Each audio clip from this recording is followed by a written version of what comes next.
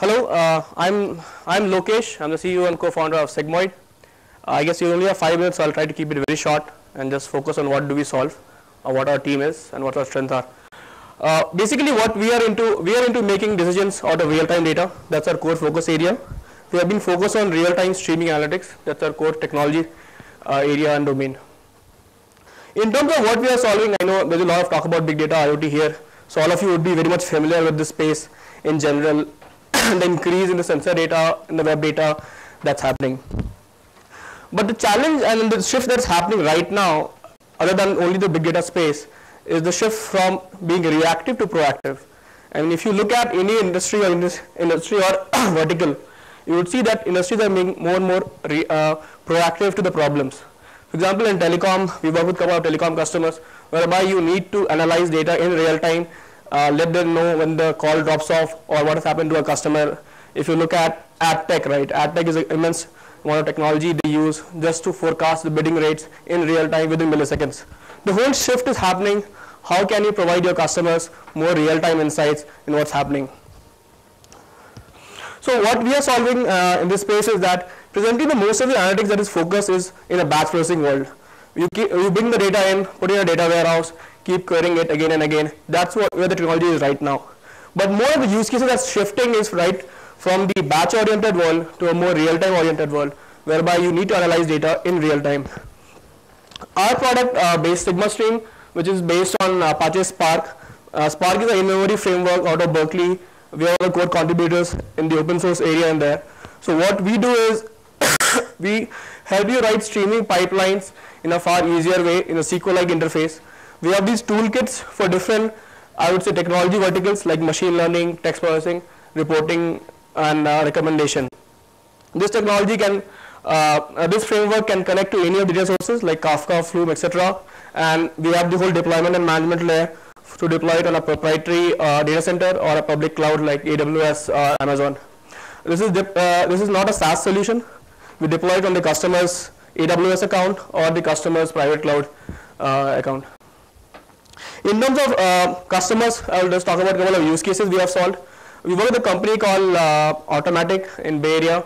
So Automatic, what they sell is they sell devices that you plug into your car and you get a real-time insight into how you are driving, what's happening with your car on your mobile app. So on the Automatic front, the data comes in to our data connectors. We give them this interface where they're able to write a very SQL-like query, etc., to process the data in real time and give it back to the dashboard. So there we do it in a sub 5-second latency is the processing that we do for them. I have a small, curated video. I'll try to just wrap it up in a quickie.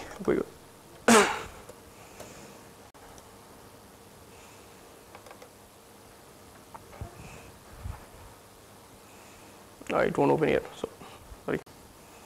So basically, what I wanted to showcase was how the interface looks like. So basically, we have an entire cluster management and deployment framework, and then we have this whole framework where we can write a SQL query to process data in real time. We have been in operations for 1.5 years now. We have built a great team of 25 folks, most of us from IIT Kharagpur. Personally, I passed out of IIT Kharagpur in 2009, worked with Siemens for a year, then worked with Procter & Gamble before we started out. My co-founders Mayur and Rahul, again my batchmates from Kharagpur. Mayur worked with Adobe for 4 years. Rahul worked in Siemens and then a consulting company in CPA Global. We have worked with, right now we're working with about 6-7 customers. Mostly our target market is US. We have built up great partnerships now with a couple of companies in this space, which is helping us take a solution to a lot more bigger audiences. So that's pretty much about us. That's good. What are you selling? Are you selling the platform to your customers who can do query, yes, or are you trying to package solutions on top of your platform? No, we are selling platform to our customers who can use it to write their own business application. I'll give you a use case. So FusionOps is a supply chain analytics company. What they do is they get data from factory shop floor and give it back to their customers in an analyzed way what happened. So FusionOps uses our platform to take the data, write their own business rules for supply chain purposes. I mean, their rules are like, I take this data, how much time does it take, or if a product has failed a test or not, how much time did it take from manufacturing to test to production. So all these business logics are written by FusionOps. Our key technology in this is that we are able to process it within 5 seconds, the data comes in. There we have about 1 GB of data coming in every minute. At that scale, we are able to process within 5 seconds at that scale. So what do you do? Like, are you using any special in-memory technologies, or what is it like? So the platform is based on Apache Spark. Spark is an in-memory computation framework out of Berkeley, pretty much supported by the company Databricks right now. We have built on top of this, so we have built high-level operators on top of Spark to write this business logic. For example, it's a SQL-like library where you can write load data from this, query this. You don't have to write Scala code, you don't have to write Java code, all that. It's targeted towards a business analyst who can start writing a SQL-like query rather than having our own IT and development team to set up the whole infrastructure, write the Scala code, scale it, and all that. So we take out that from the organization. You don't need to have an IT and developer to do this. Your analysts will be able to write streaming pipeline, which is not possible at this point of time. At this point of time, if you see the streaming space, you have Storm or native Spark or Data Torrent, where you have to write entire Java code or Scala code, and you need a lot more expertise to do that. Do you lose any data in the process? Like, if the data gets morphed, or like, do you lose any accuracy of data in this process? Any data loss? Okay. Data loss, no. So we ensure data is consistent. It's exactly one semantic that we have. We use Kafka so that we have redundancy in the system and we don't lose any data. I just had a question about your target market. I mean, I saw a few logos there. And I'm familiar with some of them, but when you say US target market, so what are you going after? So it's a horizontal space, but in particular we're looking at IoT space, AdTech, log, these 3 or 4 spaces where we see a lot of adoption, particularly in streaming. For example, we work with a customer, I talked about a couple of IoT use cases. In log analytics, we work with a customer called PubNub. So they generate about 10 GB of data on a daily basis, which we process within an hourly basis inside that we give it to them. So it's a very horizontally scalable business, but at this time we're looking at IoT, AdTech, log. And what's your go-to-market strategy? I mean, do you have a feet on the street, or do you? No, so we have done a couple of things, and we have been, I would say, still looking at what would work best for us. But what we have tried and what we have worked is we have been very active in the open source community. I mean, we have been trying to build, like Mayur has been talking in a lot of conferences, been there, so that generates a lot of leads for us. We have partnered with a couple of IT companies in India. We have partnered with ITC Infotech, so which helps us to take it to a Fortune 500 companies. Because at this scale, we cannot reach a Fortune 500 company with the size that we are. But any of these IT service companies with whom we have been able to partner and they don't have this niche technology, we have been able to take it to, like we work with Optum Healthcare in Hartford, that's because with the linkage to ITC. Then we have been able to build partnerships with these distributions, like we have a partnership with Cloudera, Mapr, which helps us take it to their customers as of now. Okay, thanks.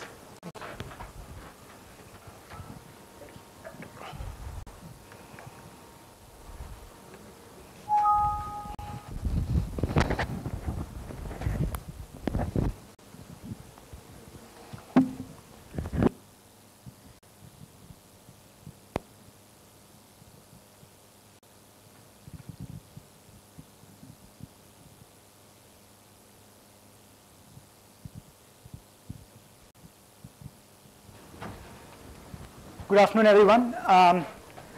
It's a hard time to pitch just after lunch, but I'll try to do my best anyway. Meton is a life sciences and healthcare focused startup. We work in the big data space.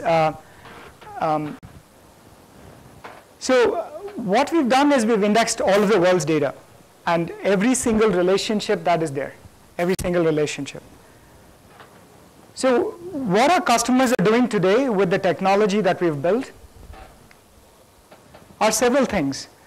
So one is we have a big pharma customer who is looking at mergers and acquisitions, licensing opportunities, etc., using data from several different sources, clinical trials, information about diseases and drugs. right? So these are analysts who use everyday tools, web-based tools. So we've been able to build this application on top of the core technology that we've had. Another application that we've had is how do you understand disease based on the genomic information that's available, and how do you tie it all together in terms of patients, new clinical trials, what is the best treatment available, and so on. So this is another product which we have. And the other use case here is another customer who's using research data from multiple different sources to bring all of this stuff together to get a seamless view into what are the possibilities. So here it's a knowledge base which brings several data sets together. All of this is possible because of the core technology which we have, which is the knowledge graph, and we have APIs. And so we've built out these two products in a matter of 3-4 months. Right? So all of our analytics is powered by the APIs that we have. And the other possibility here is enterprises can actually use the APIs that we have to build their own analytics applications. So they can use the data that we have along with the proprietary data that they have internally to actually get a seamless view across private and public data sources. And then the analysts can actually write applications or algorithms which can sit on top of that. So that is apart from the tools that we have already built. So all of this is possible again because of the way we've built the technology, the intelligent technology, which is actually the knowledge graph, which has the ability to seamlessly bring all of these data sets together. So looking forward, so this is what we've done. Looking forward, what is the vision? So our technology is a key enabler for two major areas. One is personalized medicine. So the business use case here is the cost of sequencing is falling rapidly, but the prospect of analysis is still tough. So how do you bring all of these things together in order to make sense out of data over here is one possibility. The other one is ag biotech. So how do you improve crop traits? How do you improve the ability to actually grow crops in areas which are difficult, either in terms of weather or soil and so on?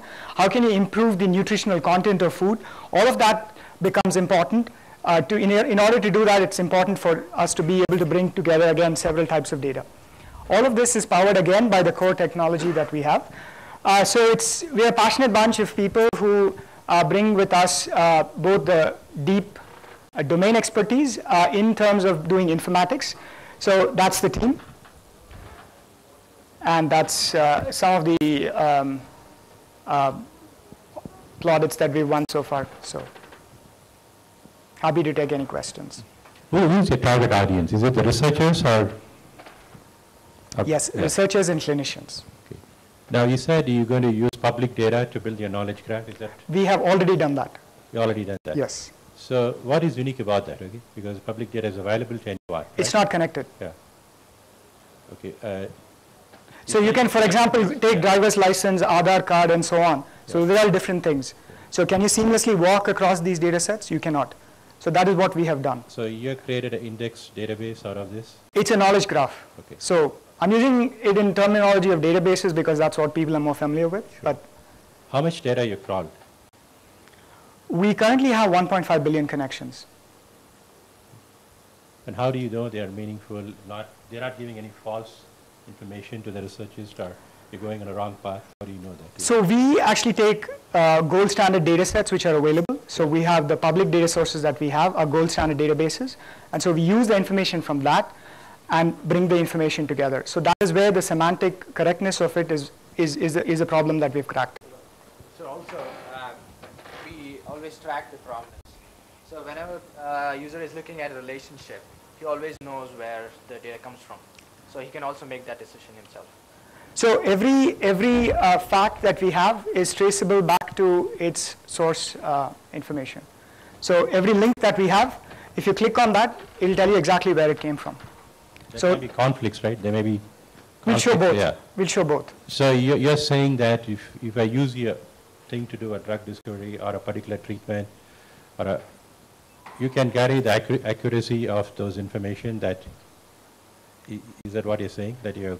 So there are two levels to this. One is the meta-analysis that is based on specific algorithms and analytics. The second part here is the ability to bring all of this together in a meaningful way. So we guarantee the bringing of it together in a meaningful way in terms of the core technology. How many people are using your product today? Like we have a couple of big pharma customers who are doing pilots with us.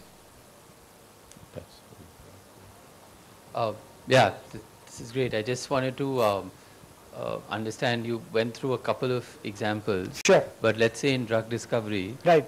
You have your knowledge graph. Right. So what does the pharma company really do? Do they use their own clinical data and sure. leverage the knowledge graph for what? Like what's the outcome? Sure. Let me take two examples. One here is all of this stuff that we're doing is all based on public domain data. Because the use case here is you want to see what are the other people doing. What is the competition like? Are there white spaces? Can I license this molecule and so on, right?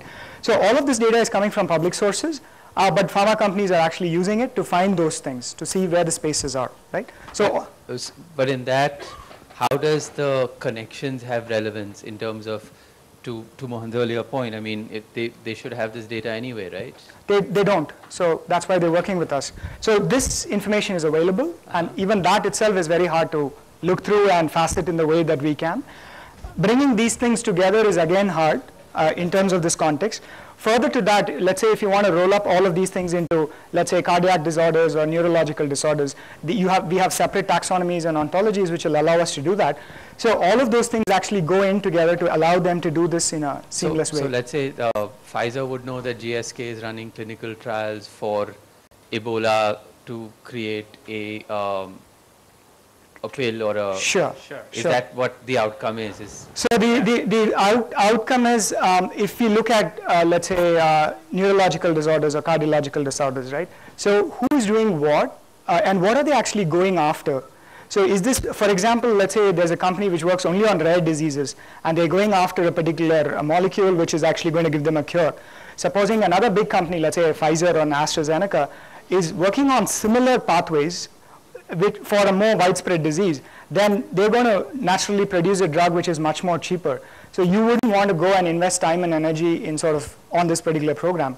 So those are the kind of outcomes that are possible. So, that's great. I don't want to take too much time, but I guess what I'm trying to I kept my pitch short, so we have time for more questions. I think in terms of the audience, again, to Mohan's point, I mean, it seems like in this case, it wouldn't be researchers as much as it might be maybe the business decision makers. In this case, it's a business decision makers.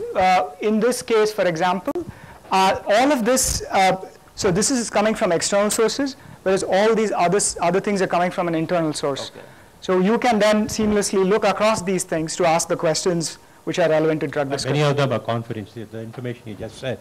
Right, all of this. You're not going to find somebody putting up this data in the public domain. Correct, so all of this is going to be internal data sources which are proprietary, and this is going to be coming from outside. So it's a mix of both proprietary and that will reside inside their firewalls or private. Making a tall claim. What are the risks here? What do you see as the risks here? In terms of? I mean, what is a tall claim that I'm making? You are giving data which is accurate enough for researchers and right. business decision maker on any pattern of disease. Or right. What is the catch here? What are the risks? Do you see there is any drawback of your system, or is there any? In terms of the accuracy of the data? Accuracy or speed, or what are the let's call it the completeness of data? Completeness of data is always a question. Yeah. So how can you be sure you've got everything that's there in the world is a question that you have to ask. But we show people where we got every piece of information from. So when you click on any of the links, it says it came from 4 sources. So if they obviously know a 5th source where it came from, they can check that. And additionally, typically scientists usually go and do a ego search in terms of what they know about, and they find things, and that's how we build validity and trust. Who is your competitor? Do you know anyone who's doing this? Not the way we are doing it. There are other companies who sort of are trying to tackle this in a similar way, or tackle these kind of problems. So NextBio and Ingenuity are 2 examples, but they got acquired recently, last year. Thanks. Yeah, thanks. Thank you. Okay, my name is Srinath. I'm here with Dirnath, my co-founder. We're part of CoSite.io, and basically, let me just tell you. Let me just tell you a little bit about us. So I'm an economist by training. I worked at the World Bank most recently. Devnath brings, so I bring like econometrics and analytics backgrounds. Devnath brings like a CRM experience from Salesforce.com. And this basically brought us to like the product that we're working on today. So we basically target enterprise sales teams, and we sit on top of their Gmail and we on top of their email, and we learn their organization CRM from the email using text analytics, right? Now, why is this important? This is important because if you look at sales teams today, the way they work is that they have like the email and phone as their transaction engines, and then they have CRM as their analytical engine where they store all the reports about how deals are progressing. And right now, like that problem is fraught with like manual data entry and frequent updates. You have people, sales guys, some sales guys enter data, some sales guys don't enter data. And if you add that to, like the kind of ad hoc research that you do just before a meeting, or, like when you kind of go and try and get sales intelligence, maybe from LinkedIn, maybe you have like a little team there doing Google search all day, you basically get limited insights, right? You make decisions with incomplete data. You can't trust your revenue forecasts and things like that. And this is basically your CRM not keeping up with the way in which you're doing your business, right? And that is basically not the way software is supposed to be. Cosight.io basically learns your organization CRM from your email. We give you automatic deal updates, and we give you team inbox search, and we pump all of this seamlessly into your CRM like Salesforce.com. So deal updates is like if I had to send like a bunch of product brochures to all my leads and see which one of them respond. I know that most of my brochures in various stages of my pipeline are kind of clustered in some way, and so we will go in through the emails that you send. We'll go through the documents, and we will say that like this looks like it's moving from a lead to an opportunity. If you have like a statement of work or something, we'll say, okay, this looks like it's moving from a contract to a close one kind of a stage progression. And in team inbox search, like the typical example is if I was in a sales organization, if I let me actually just show you that, right? So basically in your sales team, if you have like a diverse sales team, as emails come in, we do entity extraction, and we basically pick out these things and we kind of update it into your Salesforce directly, right? And you can always roll it back in a mobile interface if you think we're wrong, right? And this basically helps you answer a lot of questions, right? So for example, if I was pitching LinkedIn, I want to know, like, has my company pitched LinkedIn before, right? And this is particularly true for sales teams who have high churn. And so in this case, you realize that there's like an ex-employee and like ex-sales executive who had pitched LinkedIn before, and now you have insights into this kind of information that you didn't have before, so that you can you start a warm lead and not a cold lead in some sense, right? And if you add this to this, if you add the kind of sales intelligence that we need, that you need to have on hand every time you pick up the phone or every time you send an email, what is my customer thinking about? What is my customer reading? What kind of products are being snapped up in the market in my space today? That brings like a whole bunch more information from the external web, and we're in a great place to curate that information in the external web in the context of your email, because we sit in your CRM and we know what kind of keywords and entities and stuff like that is being talked about currently in the latest progression of every deal, as and when it happens, right? So in some sense, we can answer a lot more questions, such as which of our customers' revenues actually increase, and how can we correlate that with like cross-sells and upsells. If you can also say that which of our documents, which of our customers are closed, but their documents are still pending, because we've seen in our experience so far that like some customers, they have like $15,000 contracts, which by itself isn't really adding up to a lot, but together they come to almost like $300,000, right? Which is significant revenue for a company. So this is basically an example of a company we work with, Capillary Technologies.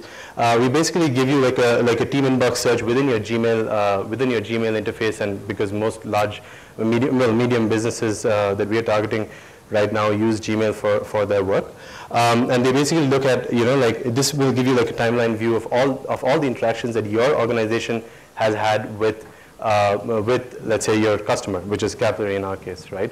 And we will give you like a sidebar over there that gives you like latest track. You know, like you can track your emails and see, hey, has my recipient opened my email or not, and when has the last time they opened my email? This would be a good time to get back in touch with them. And also like automatic deal updates, as we talked about, right in your workflow. I think the main point about the next generation of CRM is that it has to be in your workflow. It has to make sure that it gets out of the way. You don't spend time spending, entering information into your CRM. It just helps you do your job, which is close more, right? Make better sales and be more informed and close more. So that's pretty much what we have. Open for questions.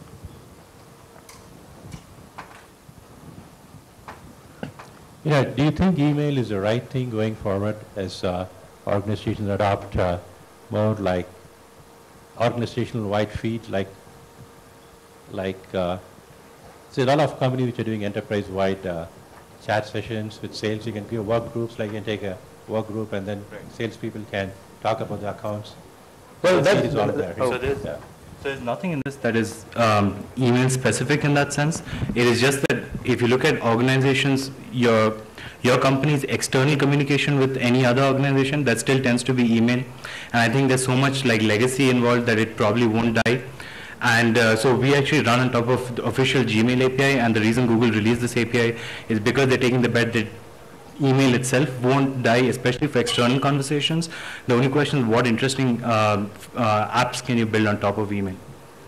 What is the big data here in this? So it's first of all, it's the email itself, right? There's a lot that's coming in, and then there's the crawling of the external stuff. So the whole idea is, first we look at conversations that are happening inside your organization, and then we use that context as a filter to filter out the conversations that are happening outside your organization. So that also is big data. And this is actually, unlike, there's a lot of big data, most of the times you're talking about structured big data, this is more unstructured big data.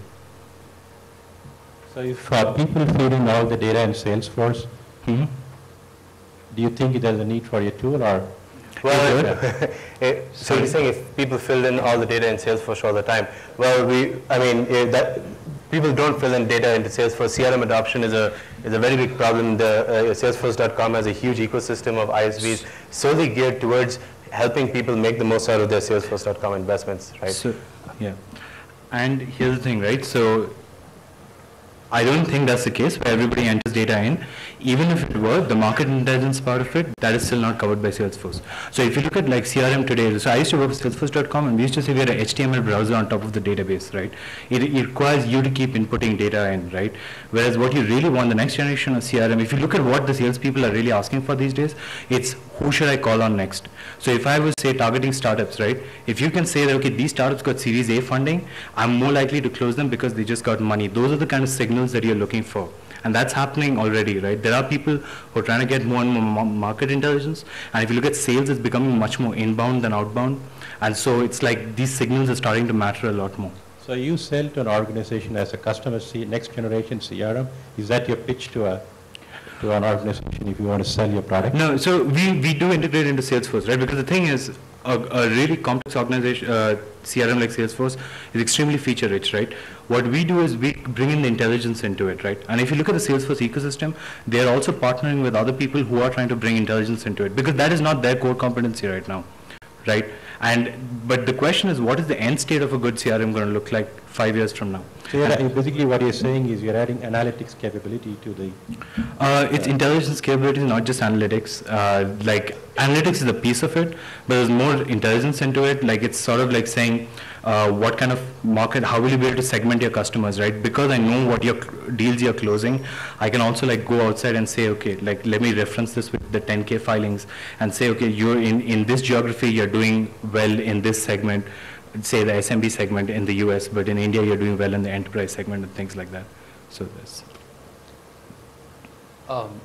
So just a quick question, you know, does those natural language queries that you showed, Right. is that something that you work off the Salesforce platform using your No, we use a combination of some open source stuff and some like third party like deep learning services and all that, and then we combine them in our own way, right? So we have like belief networks saying, okay, if this guy said it's 30% true and that guy said it's 40% true, then what do we think it's true? So as a user, what interface do I use? I use the Salesforce interface. No, you use ours. So yeah, because here's the thing, right? So they're like the database. So you would use them for really complex reporting and stuff like that. But so the reason we are trying to build out like the front end is because each of these algorithms, they won't be right 100% of the times. Like no text analytics algorithm is right 100% of the time. So the good news is what you're aiming for is about 80%, right? What about the other 20%? You need to give them, like say in their mobile view itself, you need to give them that quickly so that they can roll it back. Because the two things that people ask for whenever you take intelligent decisions, one is show me how you came to this conclusion so I trust you more, and the other is roll it back easily if it doesn't happen. Sure. And what about, just making sure that we're inclusive of all the data that's around that particular track. So, you talked about email and a lot of external correspondence with, let's say, your customers where you're looking at closing out accounts. But then, as Mohan mentioned, I mean, you could have a lot of conversations within the organization on Yammer or Jive or whatever that actually gives a better picture of that account status. Because you're sort of positioning yourself to a customer, arguably, right? So, how do you cover that? So so initially as a small startup, you have to choose a beachhead, right? And you have to first conquer that. And that's where email comes in, because email, no external conversation still happens on Yammer. So we had chatter at Salesforce and I've seen how it's, right? So it's important for us to get that. The other piece that helps us is that all these external conversations actually have an underlying process to them, right? You send a particular marketing brochure, contract. So that really helps us. Once we capture that, there's nothing in this that like, once we get sort of your vocabulary, your internal vocabulary from your email, there's nothing that stops other external sources from like other forms of communication from happening. It's not going to be the same because email tends to be a little more formal, but that itself, it's just a data source, it's just a connector, right? Okay, thanks. Yeah. Thank you.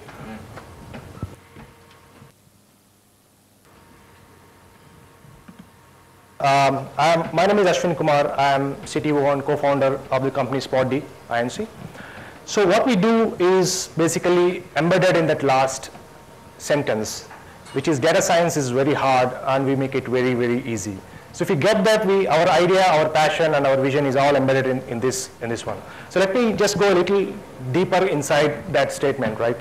So let me take an example to explain what the data science is. So if you take an example of Amazon.com, people like Amazon.com not because it has a fancy UI, because it understands its user more than anybody else, right? So it knows like what kind of products you're going to buy, what kind of deals that you're going to be interested in. So that's recommendation engine in data science terms. So similarly in Google, if you go to google.com and type something, and then it's going to recommend what you're going to type or what are your intentions are. Again, the magic is data science.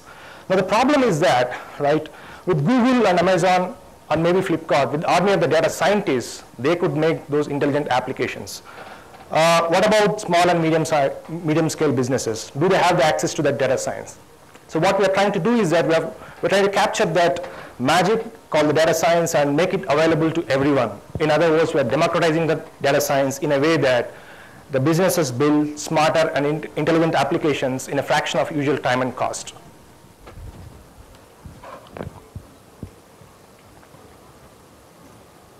Okay, so we have built a cost-effective and time-efficient framework. So that exposes the data science as a service in the form of unified and simple-to-use APIs. So we have both real-time as well as the batch processing capabilities in our platform. So we differentiate with our other players in the following terms. The usability is very important, so we make it like very simple to use, unified, and high data science complexities. Basically, we hide the data science. You don't need to be a data science expert to leverage the benefits of the data science. That's what our value proposition is here. And the cost and time, as I already talked about, we enable the developers to build applications in fraction of cost and time and choice. This is again one more interesting feature. So we are creating a marketplace here, wherein like if you have a nice algorithm, nice big data science solution, you want to monetize that, come to us and then integrate with our platform. If somebody uses your solution, so you whatever the revenue that we generate, we take some cut and then you will get the money out of it. So the current status, we have the beta version of our product is released in August 2014, and our customers were actually, and I must say, since I talked about the customers, I need to talk about the customer segments. We have two types of customers here. So first, customers do it yourself. You just sign up in our platform, they get an API key, and there is a suite of data science solutions. Choose whatever you want, and then you can integrate that with your application with our simple to use APIs. That is do it yourself model. And the other model is the other customers who don't have that kind of knowledge on the data science part, but they know they wanted to make some sense out of the data, and they wanted to know some kind of retrieve some actionable intelligence out of the data. So with those, like, we closely work and then understand their use cases and then use our own platform to develop their solutions. And again, this is not a typical services model. We have a 80-20 rule here again, so about 80% of our data pipeline is automated, and depending upon the customer, we customize our configuration files and then make the solutions that will tailor fit their user needs. So we have two types of the clients, customers here. So we are actually working now with these clients, and then we are almost close to making our first business deal with SuperFanU, which is a fan engagement application. So they engage fans. The university sports is very popular in US, so they engage fans. It's a mobile application, so they engage fans and drive them to the right events. So we are closely working with them to strengthen their analytics pillar of that company. So we're very close to make our first business deal with SuperFanU, and then at the same time we are working with Louisville government, so to just get different data insights in the city. The funding, well, we got selected for Velocity Accelerator program a couple of months back, and we were there in US for 3 months. There we got all these connections. There we received 15K USD as part of that accelerator program. So how we differentiate with the players? So the niche players, we differentiate with niche players, like, they are niche and segmented. We will fulfill the diverse requirements here. So no batch support and limited scaling support for the niche players here with the data science, and we offer batch support as well as the scaling at a click of a button. And this is again important, so the post application of the data science models on your data. So we support the querying capabilities as well. So there is no marketplace in case of our competitors, but we offer marketplace where, like, both the supply and demand can be met. There are a bunch of data science solution providers, and there are a bunch of data science solution users. Actually, we want to connect both of them in a seamless way. And similarly, in consulting and solutions, they don't provide any infrastructure, they just provide consulting, and we differentiate with them as well as this is again self-understandable. So we differentiate with them in those following ways, like, so we are 15x cheaper and 10x efficient, and the main thing is that we are able to reach a long tail. So a company like IBM may not be interested to reach a very a small and medium size, company. So, but with our platform, we could reach that. So that's all about my presentation. So here is a team actually. So we are a team of 4 people. So our main founder stays at San Jose, and myself and Amar stay in India, and one of our team members also is there. Sairam is there with us here. So he's the data scientist for us. I think so team stated all the team members are full-time and committed for the venture. So I would like to just end the presentation here. So any questions, I'd be more than happy to take. From your presentation, it's not clear to me. What are you selling? Are you selling a platform, or are you selling a crowdsourced? Yeah, so we're telling both platform as well as the packaged solutions as well. So in a platform, you just come to our platform and sign in, you get an API key, and then we provide a REST-based API. So typically, user comes to our website and then chooses, let's say he wants sentiment analysis, he wants a recommendation engine from different vendor. So he picks it up, and then we provide a unified interface, and then he can just write his own application. That's a platform service. You say a recommendation engine. Right. Is that basically an algorithm which you have, which he has to take it and No, so algorithms, all the algorithms and solutions are there in our cloud. So all he gets is an API, a REST-based API. In his application, he has to write that REST call. He has to call that the algorithm with the REST, the unified interface that we are providing, and we'll get the results back in real time. So at the same time, we provide batch services also. Let's say if you are an e-commerce website and you have million comments and you wanted to do sentiment analysis on that. So one way is that you just give the data share it in our cloud, and then we would run different algorithms on that, and then we'll provide big data insights. That's a batch model. So basically what you're saying is you have a repository of different... Exactly, you're right, yes. Yeah, okay. Yeah. Which you can take it and run it. Exactly. Yeah. Right. And this repositories itself, you are crowdsourcing from different experts, or are you doing... Yeah, so some of the solutions that we develop in-house, some of them are open source, and some of them are, we got it from the vendors. We have tied up with the different vendors like Alchemy, Imaga, and so they come and put their algorithms into our cloud. If somebody uses their algorithm, so let's say Alchemy can come and say my 1,000 transactions are $5. Let's say somebody uses Alchemy API from our cloud, right? So they'll get $5, and then our cut will be $1. It's a typical marketplace. To summarize it, it's an app store for data science solutions. And we'll take care of your computing, your scaling, your storage, and data complexities altogether. How many such apps you have today? Yeah, so we have around 25 solutions that are there in our cloud store. How many customers are using that? Well, so right now we are, as of now, Informatica, I think if I go back, there is one customer which is Informatica. I think Informatica is there, so we have generated a key for them, and then they are evaluating the sentiment analysis solution. That is actually a completely do-it-yourself model, but the rest of the clients are not do-it-yourself kind of clients, so we go and then understand the requirements and then tailor fit our platform to their needs. In the interest of time, we have one more startup to go. Sorry, guys. Go for it, I think. Yeah, I don't have any questions. Because I don't want to get into this. Thank you. The session will start in like 10 Sure. minutes. So let's try to wrap this up. What we are selling over here is a platform. What we're giving over here is 100 million years of life back to life through the power of prediction. What's our vision? What's our platform?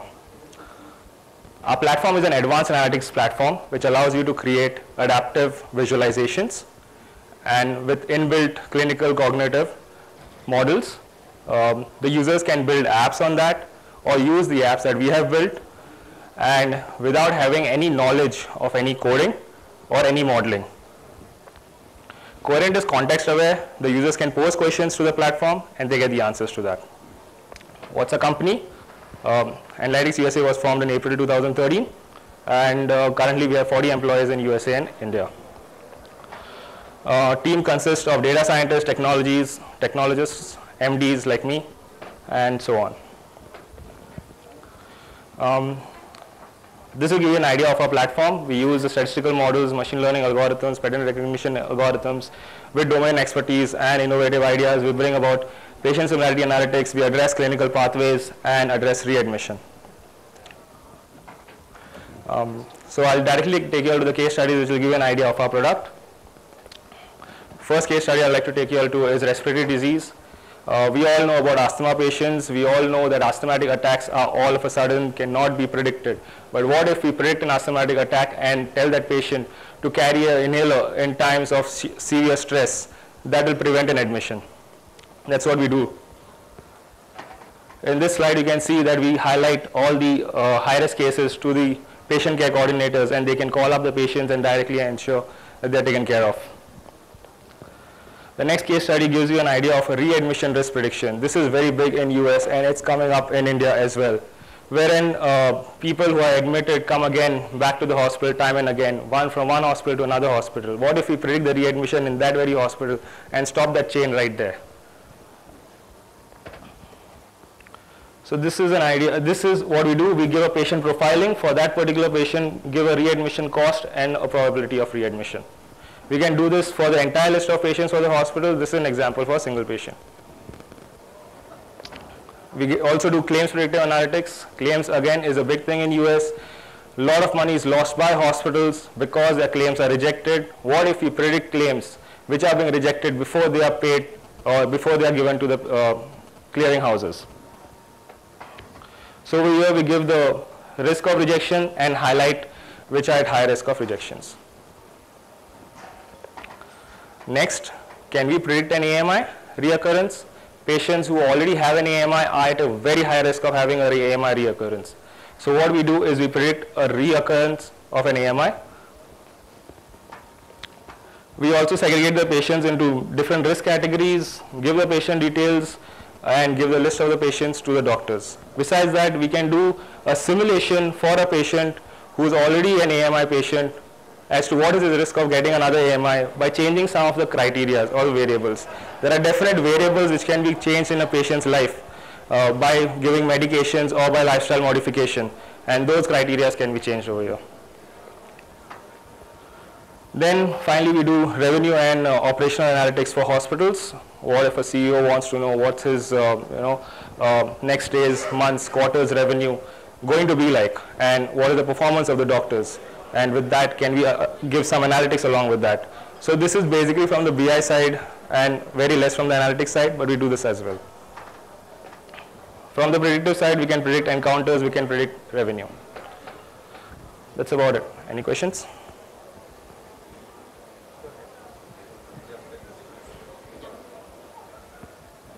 What is the source of all the data? For example, you showed the readmission rate, right? So is it only specific to the hospital or is it across the nation? No, so if we do it region-wise. The models that have been prepared is across the state or across the country, but we have to make it region-wise specific. Like you cannot make a South US data applied to the North US. So we have to make it very specific to that region. But do you get all the data from hospital? Are they open to give you all the data? Yes, customers are open. So beta customers are open to give the data. They give the EHR data. We get the EHR data and then we can work with that. And how do you know that prediction rate you're doing? Okay, have you validated that with what is so happening? This is a very dynamic model. We validated with the past data. So with past data, when we check the accuracy, we know what accuracy we have reached, and then the accuracy goes on increasing because a dynamic model, more data is added, it goes on increasing. Thanks.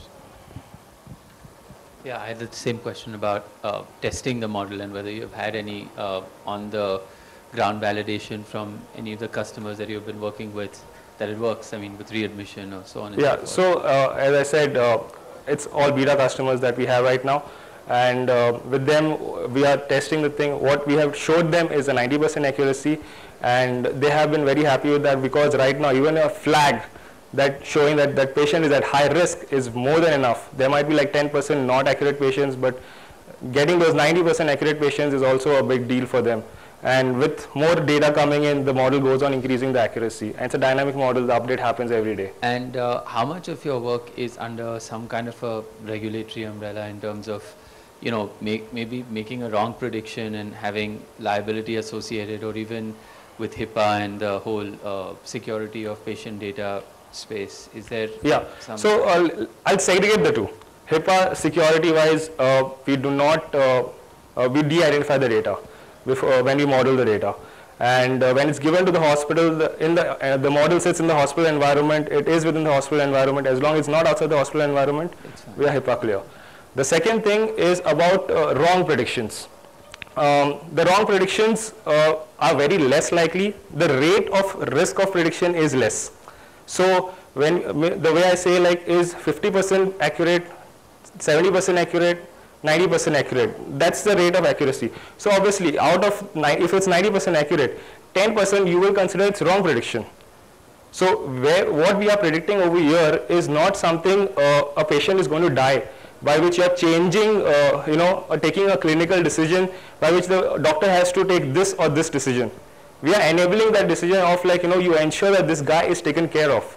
So that's where IBM, Dr. Watson, is in big controversy, because they are telling what is the next best thing to do for a patient, where they are defying doctors. We do not defy doctors. We are enabling doctors care for the patients, because over there they have so many patients to take care of. They don't know which ones to take care at the right time. So many patients are coming back and forth, and they do not have that kind of a tracker with a predictions going on at the back of it. Okay, thanks. I think we're out of time.